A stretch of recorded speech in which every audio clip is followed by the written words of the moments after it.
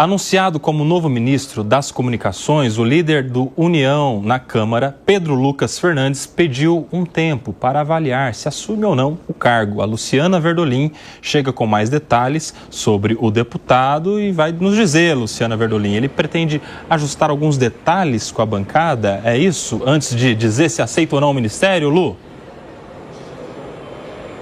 Olha, o discurso é esse, Kobayashi. Ontem mesmo, a ministra das Relações Institucionais, Gleisi Hoffmann, na saída lá da reunião do presidente Lula com Pedro Lucas, Davi Alcolumbre e o ex-ministro Juscelino Filho, ela disse que a nomeação só vai se dar depois da Semana Santa, porque o deputado tinha algumas pendências, algumas questões para resolver, para colocar em dia. Agora, pegou mal, houve uma insatisfação aqui dentro do governo com a nota que foi divulgada pelo deputado hoje cedo, que mostraria que ele ainda estaria aí pensando, analisando. O governo está avaliando que a posse é certa e vai se dar depois do feriado. E o Pedro Lucas disse o seguinte: ele agradeceu a confiança do presidente Lula, mas diz que, conforme alinhado com o próprio presidente, qualquer definição vai ser construída coletivamente em diálogo com a bancada do União Brasil lá na Câmara dos Deputados. Ele é líder da bancada, foi eleito pelos colegas, por isso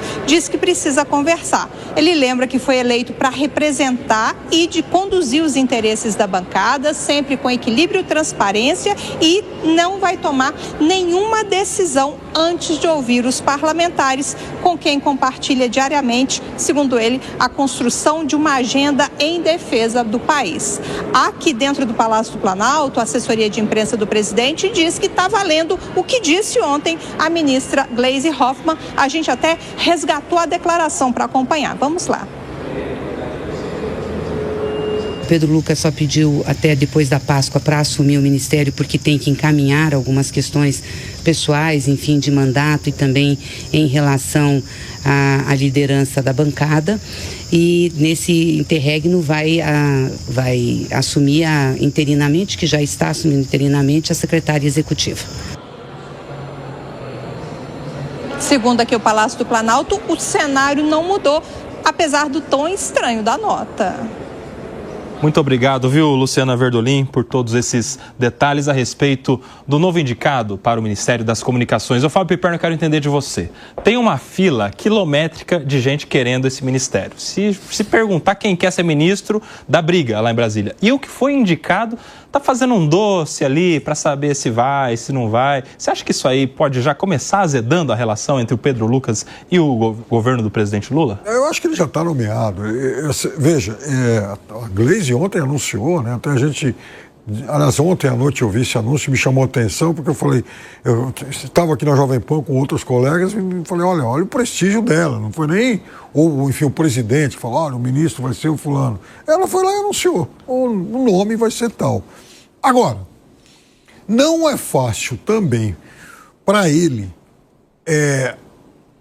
convencer o partido todo de que ele, como líder, que abrir mão dessa posição e para um governo que, obviamente, não é um governo apoiado por toda a União Brasil e jamais vai ser.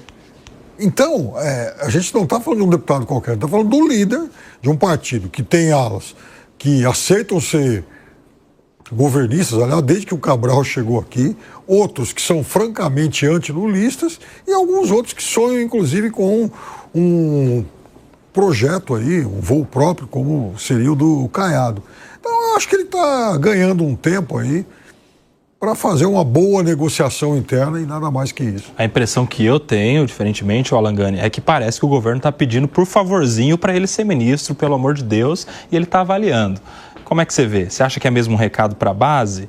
Está tudo certo com o governo, vai ser ministro, mas ele está dando um recado aqui para a base de que, olha só, vou lá representando a todos nós, tudo que eu faço é pensando coletivamente. Eu sou vocês aqui do União Brasil, né, nessa empreitada. E aí, Alangani? Eu acho que ele está com o mesmo problema do Hugo Mota. Ele quer sair bem com ambos os lados e não tem como sair, né? Você vai ter que fazer uma escolha, né? Quer dizer, o Hugo Mota colocar em votação lá o projeto vai desagradar, evidentemente, a ala do PT. Não colocar vai desagradar o PL. A mesma coisa aqui. Então, quer dizer, assumir o ministério vai agradar a ala do União mais governista, vai agradar o próprio governo, mas vai desagradar aquele União que é oposição. É insolúvel.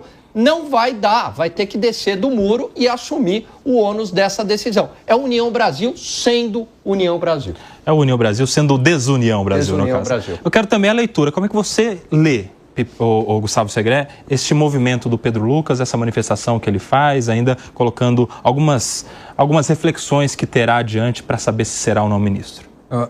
Eu não sei o que ele pensa, eu te diria o que eu pensaria no lugar dele. E aí, o que pensaria Segré no lugar do Pedro Lucas? Vamos lá. Ele é deputado pela União Brasil.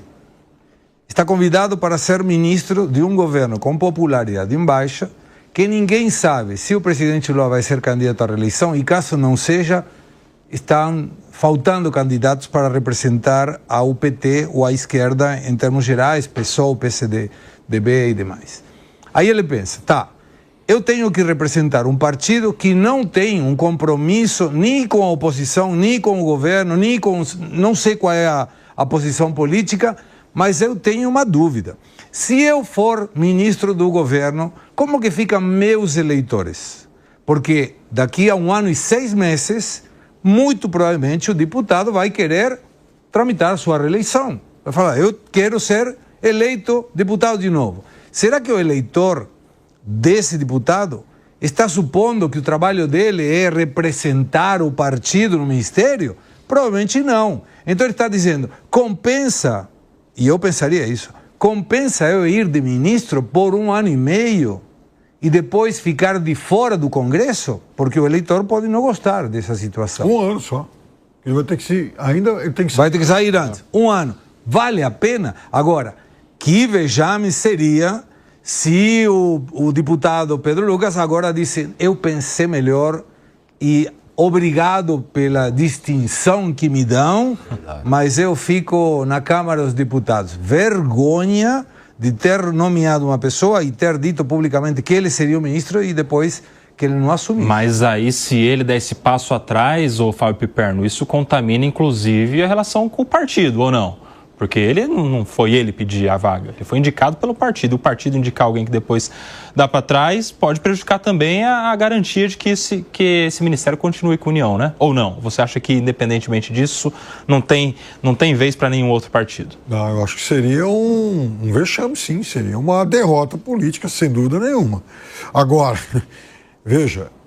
tem mais partido na fila, né? Então, PSD, né? Que é bastante. O PSD quer aumentar o espaço toda hora. Esse é outro partido que vive as suas ambiguidades, né? Quer dizer, por um lado fala em ter candidato próprio, em tomar outras posições, mas nos bastidores briga para aumentar o seu espaço na esplanada. É assim que muitos partidos, inclusive, agem. No fundo, ninguém quer perder poder, porque perder poder significa também perder verba. Perder verba em ano pré-eleitoral, acho que não faz bem a ninguém, né? Nessa semana mesmo, Alan Gani, a gente estava discutindo ali e recebemos informações de Brasília de que o governo, para as mudanças nos ministérios, espera contar com pessoas sem ambições políticas, justamente por conta desse prazo que eles têm que sair no começo do ano que vem, por conta de incompatibilidade de cargo, enfim. E o Pedro Lucas é um político, ele vem com esse histórico, ou seja... de alguma maneira, agradaria ao governo também não ter que contar com alguém que vai ter que sair logo no começo do próximo ano? Até porque, do ponto de vista do projeto, é muito difícil, né? Entregar um bom trabalho. O cara já não é da área, chega lá para se ambientar e daqui a pouco já ter que sair, mudar ministro de novo. Não tem projeto que para em pé, né, Alan Gani? Não, exatamente, né? E aí eu vejo que é um dilema, né? Acho que o Piperno levantou uma questão que é bastante interessante. Por um lado, você fazer parte de um ministério, isso te dá... poder do dinheiro. É claro que o União, o PSD, o MDB, eles querem, os republicanos, o PP, eles querem ministérios, eles querem fazer parte do governo, não porque eles compactuam com um projeto de governo, nada disso. Eles querem fazer parte do governo para ter poder, para ter verba, para ter grana, né? E isso aumenta a probabilidade de ganhar a próxima eleição, né? No teu cargo parlamentar. Agora, por outro lado, eles querem tudo isso, Koba, mas sem ter o ônus de ter a sua imagem, como o Segré bem colocou aqui, atrelada a um governo que está com desaprovação. Então você quer ter as duas coisas, só que essas duas coisas não conversam. Quer dizer, não é um casamento de papel passado, não, é um namoro escondido. É isso aí, é um namorinho escondido. Isso. Eu só quero a parte boa do namoro, ou melhor, eu só quero o namoro, que o namoro você só tem a parte boa. O casamento tem a parte boa e a parte ruim, né? Que você tem a convivência diária. Conhece alguém assim, ô Piperno? Alan Gani. Ah, tá certo. Olha que exposição, rapaz. 5 horas da tarde, toda a rede de rádio ouvindo um negócio desse. Aprendi com o Alan Gani isso aí agora. Agora vamos livrar o Gani dessa exposição toda, ô Gustavo Segré, e vamos pensar, a partir desta mudança, teremos outras em outros cargos, outros ministérios que vão já ali se movimentar, troca de ministros, como é que você vê? Tivemos já recentemente a Gleisi Hoffmann, no lugar do Padilha, né? A troca no Ministério das Comunicações, ou da Secretaria de Comunicações, que é outra. Agora essa do Pedro Lucas entrando no lugar do Juscelino. Você vê algum outro ministério precisando de mudança? Vê no horizonte essa possibilidade? Eu vejo 38 ministérios precisando de mudança. Mas se o governo não vê, quem sou eu para dar a minha opinião e meu palpite?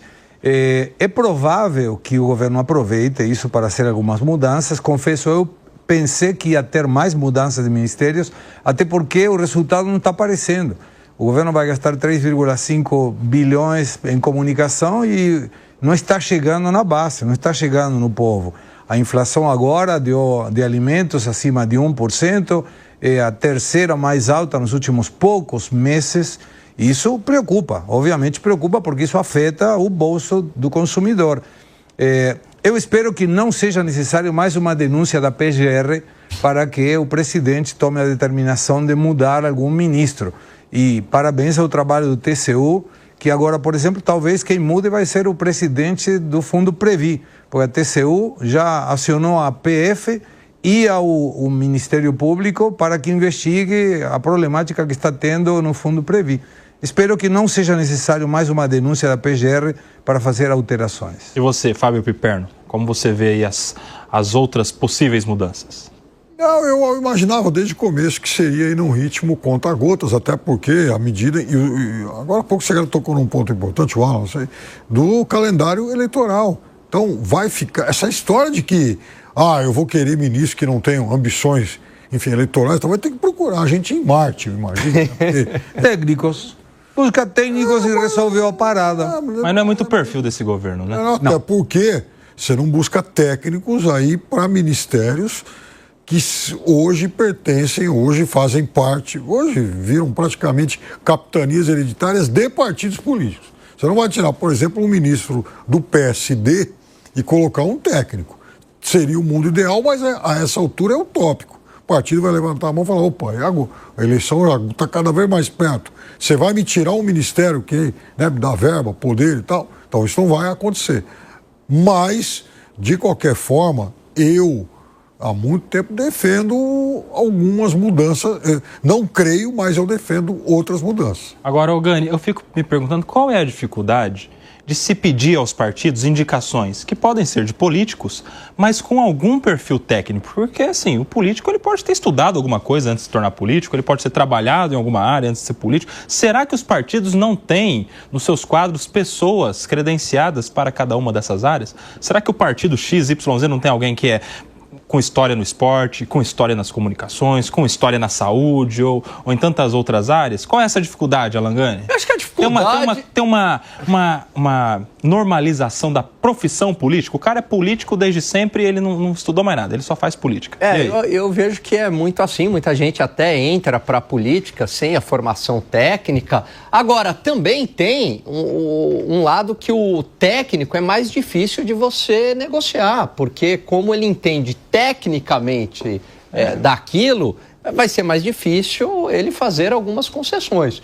O político, seja pela falta de conhecimento técnico, ou seja, porque ele já tem aquela predisposição, né? Ele é um político, afinal de contas, vai ser mais fácil, mais maleável fazer as suas concessões. Enfim, então, os próprios partidos, ou os caciques dos partidos, gostam desse perfil mais maleável, né? E essa é uma característica deste governo, né? Não só do Lula 3, mas o Lula 1, Lula 2 também, né, Segré? Colocar político em lugar técnico tem o seu custo também. vai ter muita gente que defenda que o ministro deve ser político e que a parte de secretaria para baixo deveriam ser técnicos. Tudo bem, mas se for o ministro entendido na matéria do qual o seu ministério abarca, me parece que seria muito melhor para a população. Mas esse é o Brasil ideal, está longe de ser o Brasil real.